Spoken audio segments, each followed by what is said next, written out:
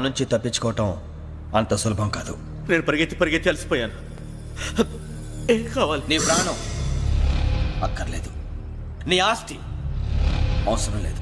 ఏదో అవసరానికి 2000 అప్పుడైతే ఇలా చంపేపోతున్నాడు జీవాజీ. ఆయన అప్పు తీసుకున్నాడు తప్పించుకుని తిరగాలి కానీ ఆపేసి మీకు అక్కడ పెట్టండి. కొత్త అప్పు ఇవ్వకూడదని. ఇదిగో వెంకీ, కావాలంటే నీకు ఇచ్చిన పాత బాకీ మర్చిపోతాను, నన్ను వదిలే. మీరు మమ్మల్ని వదలనా? మేము మిమ్మల్ని వదలలేమండి. మీ దగ్గర అప్పు తీసుకున్న నిజం మమ్మల్ని నీలా వెంటాడు. అందుకు నన్ను ఎంత ఆడుతున్నారా? నన్ను అంతగా అయిపోలేదు. ఉండి లేదంటే మొత్తం లేకుండా పోతారు. ఇప్పుడు మీకు ఇస్తే జరిగేది అదే. ఇస్తే ఇవ్వండి, లేకపోతే మానేయండి, అంతేగాని శుక్రవారం పూట అశుభ మాటలు మాత్రం ఆడకండి. శుక్రవారం లేదు, శనివారం లేదు, అసలు వడ్డీ వ్యాపారమే చేయడం లేదా? జీవాజీ డిస్కషన్స్ అనవసరం. ఇప్పటికి 18,000 ఇచ్చారు, ఇంకో 2,000 ఇస్తే 20,000 రౌండ్ ఫిగర్ అవుతుంది. 2 రోజులు తిరిగి ఇచ్చేస్తాం. వీళ్ళకి ఇప్పుడు దాకా ఇచ్చింది 14,000 కదా, 18,000 అంటాడేమిటి పిచ్చనాయాలు? పడ్డాడు కక్కుర్తాడు. సంగతి వరకు తెలిసి అసలేనయ్యా, ఇదే నేను మీకు ఇచ్చే ఆఖరి అప్పు. మీరు ఇచ్చిన ప్రతిసారి ఇలాగే అంటారు. తిని వచ్చిందని తగలేయకుండా ఊరికే వచ్చింది ఏంటి? అబ్బాయి ఏం లేదండి, జాగ్రత్తగా ఉపయోగించి పైకి రావాలయ్యా. సరే, ఈ 2,000తో 20,000 సంపాదిస్తారు. అదే కూర్చొని ఆలోచిస్తాం. ఆ జీవగాడు ఎప్పటికైనా జీవితంలో పైకి రావాలంటాడు. రోజు ఇంత పైకి వస్తాం తెల్లడికి. రే, మనం దొరికిన వాళ్ళ దగ్గర అప్పు చేసి తాగెత్తనం. ఇలా ఎన్నాళ్ళు ఇచ్చేవాళ్ళు ఉన్నన్నాళ్ళు తెలిసిన వాళ్ళందరూ అయిపోయారు, ఇంకెవరు మిగిలారా? అందుకే నేను ఎప్పుడు అంటూ ఉంటాను సర్కిల్ బెంచ్ మని. ఒక రెండో పెంచుకుందామన్నా ఎవడు కోఆపరేట్ చేయట్లేదా? మనం చూస్తేనే జంప్ అక్కడ. అరే వడ్డీ ఎంతైనా పర్వాలేదు, అప్పు ఏంట్రా అంటే ఒకరి ముందు రాడే. ముందుకు వస్తే వాళ్ళు వెనక్కి వెళ్తారని భయం.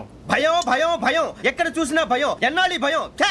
మనల్ని చూస్తే మనకే పరమ అసహాయం చేస్తుంది. మనకే కాదు, ఊళ్ళో వాళ్ళందరికీ కూడా అదే ఫీలింగ్. అందరూ డిగ్రీ 3 సంవత్సరాలు చదివి పాస్ అయితే మనం 6 సంవత్సరాలు చదివి పాస్ అయ్యాం. మరి ఉద్యోగం ఎవడి? ఉద్యోగాలు ఇవ్వక, అప్పులు ఇవ్వక, తాగేది ఎలాగా, బతికేది ఎలాగా? అరే మనం మాత్రం మనుషులం కాదా? మనకి కోరికలు ఉండవా? ఇప్పుడు మనం ఆలోచించాల్సింది అది కాదు, రేపటికి ఎవరిని చంపాలి. కాలనీలో ఎవరు సార్?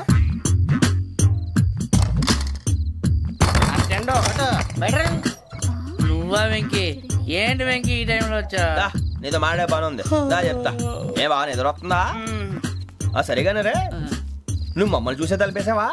మామూలుగానే వేసాను. మామూలుగా వేసేవాడివి. మేము రావడానికి 1 నిమిషం ముందో, మేము వెళ్ళాక 1 నిమిషం తర్వాత వేయాలి కానీ బిలాల్ రాజా, నాకు నిద్ర వచ్చి పడుకుందామని తలుపేసుకున్నాను. అయినా నా ఇంటి తలుపులు నేను అడిగేసుకోవాలంటే తప్పు చేసిన కాక ఇంకా గేర్ సమాధానం చెప్తావా? మీ ఇంట్లో పెళ్లిడికి వచ్చిన ఆడపిల్లలు ఎదురున్నారు. ఇదిగో అమ్మాయిలు, మీతో ఎప్పుడైనా యథాశాలు వేసానా? విన్నారా? అడుగు తలుపులు వేసావు. అనవసరంగా గొడవ ఎందుకు? ఇక్కడి నుంచి వెళ్ళండి. గొడవ? మీ ఇంటి మీద పడి ఎప్పుడైనా గొడవ చేశానా బిని గారు? లేదు బాబు. విన్నారా? చెప్పు, మమ్మల్ని చూసి తలుపులు ఎందుకు వేసుకున్నావు? అరే మాకు అప్పించిన వాళ్ళు కూడా మమ్మల్ని చూసి ఎప్పుడు తలుపులు వేసుకోలేదు. ఏం చేయాలి? మరి నువ్వు ఎందుకు వేసుకున్నావు? బాబు టప్ అయిపోయింది, బుద్ధి తక్కువ వేసాను చాలా. అంటే మా మోకాల మీద తలుపులు వేసామని ఒప్పేసుకుంటున్నావు? ఒప్పుకుంటున్నాను. సరే ఇప్పుడు చెప్పు, మా మొఖాల మీద తలుపులు వేసేంత తప్పు మేము ఏం చేసామరా? తప్పైపోయిందని అంటున్నారు కదా, వదిలేయండి బాబు. అదే తప్పు మేము చేసి మమ్మల్ని వదిలేయమంటే మీరు వదిలేస్తారా బిని గారు? తప్పని ఒప్పుకుంటున్నాడు కదా అయ్యా. ఇప్పుడు టైం 11 అయింది, వెళ్ళి పడుకోండి. 11 అయిందా? కొమ్ము ఉంచాడు కదా. నాకు సంబంధం ఏంటి? ఉంది, సంబంధం ఉంది. 11 గంటలకి నా క్లోజ్ ఫ్రెండ్ ఢిల్లీ వెళ్తున్నాడు. 5,000 అప్పిస్తానని ఎయిర్పోర్ట్ రమ్మని చెప్పాడు. నీ గొడవలో పడి ఆ సంగతే మర్చిపోయాను. ఇప్పుడు నాకు జరిగిన నష్టానికి భర్తీ ఎవరు చేస్తారు? మీరా మీరా మీరా? ఎవడు పడితే ఎందుకు చేస్తాడా భర్తీ? భలే వాడి నువ్వు. తప్పు ఎవడు చేసినా వాడే చేస్తాడు. దానికి కారణం ఈ 10 మనిషే కదా. వాడే చేస్తాడు.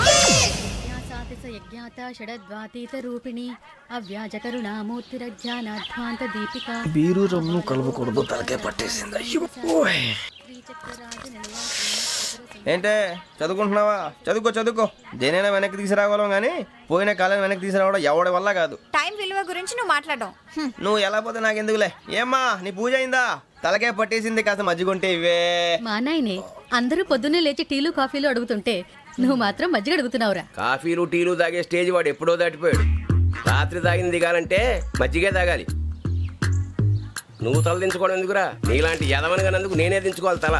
రాత్రి సుబ్బారావు గారి ఇంటి మీద గొడవకి వెళ్ళేవంటగా. అలా చెప్పాడు మీకు? ఏ మళ్ళీ గొడవ కెడతావా? నీ దెబ్బకు భయపడి రాత్రి తలుపులు తీసి పడుకున్నారంట. తెల్లారగా టైంట్లో దొంగలు పడ్డారు. ఆడింట్లో ఉందిలేండి, పట్టుకుపోవడానికి అక్కడ కూతురు తప్ప. ఎన్నాళ్ళు ఇలా బేవర్స్గా తిరుగుతావురా? ఇన్నాళ్ళని ఏం ఫిక్స్ అవ్వలేదండి. నాన్న, అమ్మా కంబైన్ స్టైల్స్ కి ఫ్రెండ్స్ ఇంటికి పిలుద్దాం అంటే వీడికి భయపడి ఎవరు రావడం లేదు. నేనే చేశానే? వాళ్ళ వంక అదోలా చూస్తున్నావంట. గొప్ప ఫిగర్ అని అదోలా చూస్తాను. ఏదో మోహాలు వేసుకుని చదిగా ఆ గొంతు ఆ వాలకం చూడలేకపోతున్నాను రా బాబు. చిన్నప్పుడు వచ్చి నా అలాగే ఉన్నావు, తెగ ముడిచిపోయారు. ఇప్పుడు నచ్చట్లేదు నాన్నగారు మీకు? నేను ఎదవలతో డిస్కస్ చేయను. నేను చేస్తాను. మీరు చెప్పదలుచుకుంది ఏమిటో చెప్పండి. ఇంకా చెప్పేదే ఉంది. నువ్వు ఇలా గాలికి తిరుగుతుంటే నేను తిండి పెట్టలేను. నాన్నగారు ఇప్పుడు శుక్ర మహాదశి 4వ పాదంలో ఉంది. నేను ఇప్పుడు ఏం చేసినా కలిసి రాదు. శనిగారు సెంటర్ లో కాసేసి నన్నే చూస్తాడంట. వాడు అలా సైడ్ అయిపోయి నేను ఏదో అవుతాను కదా, మీరు కంగారు పడకండి. ఇవన్నీ ఆ జగదాంబ చౌదరి గారు చెప్పాడా?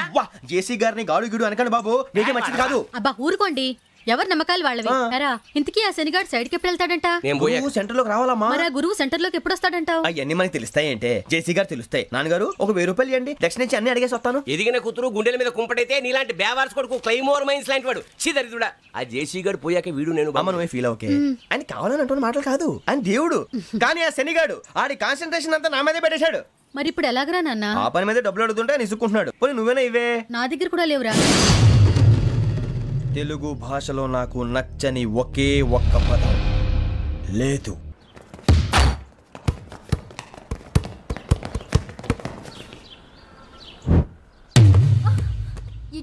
అరే సూరే, బాల్ తీసుకురారా.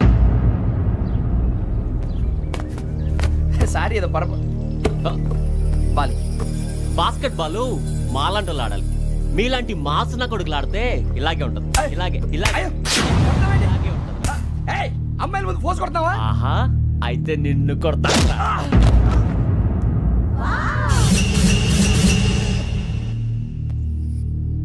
వాడు అమ్మాయిలు ఉన్నారని చూడరా ఎరా రెచ్చిపోతున్నాడు. బాస్కెట్ బాల్ మీ వాడి ఆట కానీ మీలాంటి మాసోళ్ళు ఆడే ఆట కాదు అంటున్నాడు రా. రే ఇంత ముందు 2-3 సార్లు కూడా ప్రతి విషయంలో జోక్యం చేసుకుని మనల్ని కొడుతున్నాడు రా. వాడిని ఏదో ఒకటి చేయాలరా, వాడిని వదలొద్దు.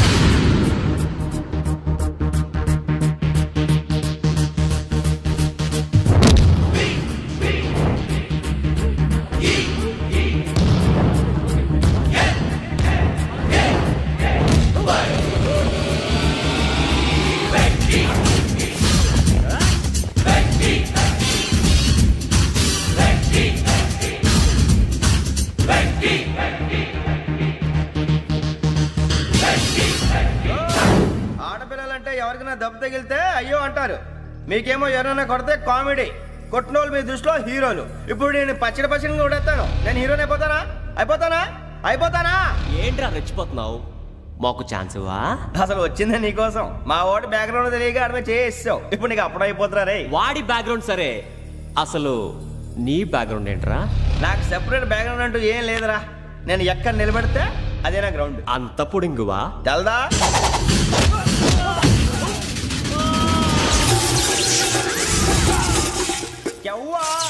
మన మామిడి కొట్టినప్పుడు వావ్ అన్నారు, ఇలాగే ఉంటుంది.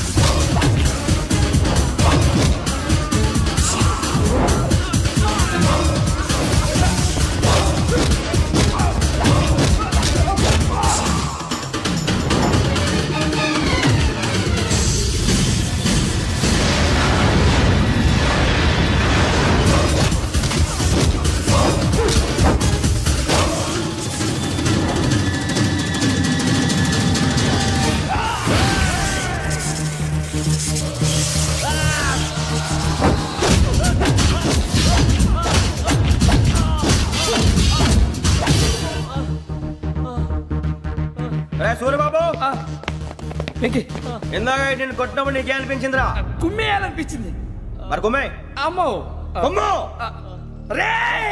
నిన్ను అమ్మాయిని ముందు పట్టుకొని అలా కొడితే ఏ తగ్గుతుందిరా ఆడికి? అసలే ఎక్సైజ్ బాడీ ఏదవుది. తప్ప చెప్తాను, కొడితే మడతడిపోవాలి. మాస్తో పెట్టుకుంటే మడతడిపోద్ది. ప్రపంచంలో ప్రతి వాడు ఏదో పని చేసుకుంటున్నాడు, మనం తప్ప.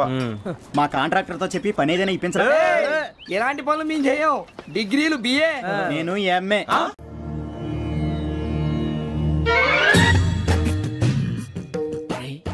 కళ్ళు మూసుకునే ఉన్నాడు, కొంపదీసి నిద్రపోతున్నాడేంటి? ధ్యానం. కళ్ళు మూసుకొని ఎవరినో కాంటాక్ట్ చేస్తున్నారు. అవునా? అబ్బా. రామ్ ప్రసాద్, నీకు నిజం చెప్పాలంటే బాధగా ఉంది, కానీ చెప్పక తప్పదు. ఎందుకంటే అది నిజం కాబట్టి. Correct sir, correct. ఏంటి సార్ అది? నీకు 40 ఏళ్ళు వచ్చే వరకు కష్టాలు తప్పవు గురూజీ. అవి మామూలు కష్టాలు కావు, అష్ట కష్టాలనే చెప్పాలి. ఉదాహరణకు అవి ఎలా ఉంటాయంటే, దొరక్క నీకు ఫుడ్ దొరికితే అది నీ నోటికందే లోగా నీ కాలో నీ చెయ్యో తగిలే మట్టిపాలైపోతుంది. నీ వాకలికి తట్టుకోలేక అప్పు కోసం ఎండను పడి వెళితే అక్కడ తాళం వేసి ఉంటుంది. మరో కఠోరమైన నిజమేమిటంటే, నీ దరిద్రాన్ని చూసి భరించలేక నీ భార్య లేచి వెళ్ళిపోతుంది. ఒక్కతేనా ఎవరితోనన్నా? తప్పు. అతని దురదృష్టాన్ని చూసి ఎగతాళి చేయకు రమణ. Sorry sir. ఇదయ్యా రాంప్రసాద్, నువ్వు ఈ 40 ఏళ్ళు ఈ నరకాన్ని అనుభవించక తప్పదు. 40 ఏళ్ళ తర్వాత అలవాటైపోతుంది. ఇక నువ్వు వెళ్ళొచ్చు. ఏమో వెంకటేశ్వరరావు, కులాసైనా రమ్మన్నారట. నీకు శుభవార్త చెబుదామని పిలిపించాను. ఏంటి గురూజీ? నీకు శుక్రమహాదశ ప్రారంభం అవబోతుంది. అంటే శనిగా సెట్ అయిపోయినట్టేనా? ఆల్మోస్ట్ అయిపోయినట్టే. మీరంతా టోపీలు పెట్టుకునే ఉద్యోగాలు కూడా చేసుకుంటారు. ఇప్పటిదాకా మేమందరికీ టోపీలు పెట్టాం కానీ మాకు మేమే టోపీలు పెట్టుకుంటాం ఎప్పుడు అనుకోలేదు గురూజీ. అదే విధి. మరి ఇప్పుడు బిల్ల బంటోతు నుంచి బీట్ కానిస్టేబుల్ వరకు అందరికి నెత్తిమి టోపీలు ఉంటాయి. అందులో ఏ ఉద్యోగం? ఎస్ఐ గారు కూడా టోపీ పెట్టుకుంటారు తెలదా? ఏది మన చదివే చదువులకు ఎస్ఐ ఉద్యోగాలు ఇస్తారేంటి? గ్రహాలు శాసిస్తున్నప్పుడు చదువులతో పని లేదు. ఏబిసిడీలు చదివినా చాలు మీ జీవితాలు విచిత్రమైన మలుపులు తిరుగుతాయి. మీకు విపరీతమైన ఫాలోయింగ్ వచ్చేస్తుంది. మీరు చాలా ఫేమస్ అయిపోతారు. వింటానికి చాలా బాగుంది. ఇప్పుడు మమ్మల్ని ఏం చేయమంటారు గురూజీ? ఏమీ చెయ్యదు, వెయిట్ చేయండి. కాలం కలిసి వస్తే అదృష్టమే మిమ్మల్ని గేలం వేసి పట్టుకుంటుంది. అంతవరకు వెయిట్ చేయండి. వెయిట్ చేసి కొంచెం వెయిట్ కూడా పెరిగింది. అయినా పర్వాలేదు, వెయిట్ చేస్తాం. అందాక ఏ అప్పు సపోర్ట్ చేసుకుని తాగుతాం, బ్రతుకుతాం అన్నట్టు. అప్పు అంటే గుర్తొచ్చింది. అప్పు మీద మీ అభిప్రాయం ఏంటి గురూజీ? ఏంటరా ఇంత నుంచి మీకు ఎదుగుతున్నాను రా. ఇక్కడేం చేస్తున్నారు? మన టైం బాగుందిరా. ఎవడన్నా అప్పిస్తున్నాడా ఏంటి? కాదురా, ఉద్యోగాలు ఇస్తారమ్మన్నాడు గురూజీ. చూసారా, చౌదరిగా చెప్పింది నిజమే. మరి శుక్రమహాదేశ్ మొదలైంది. ఇంతకీ ఎవరా మహానుభావుడు?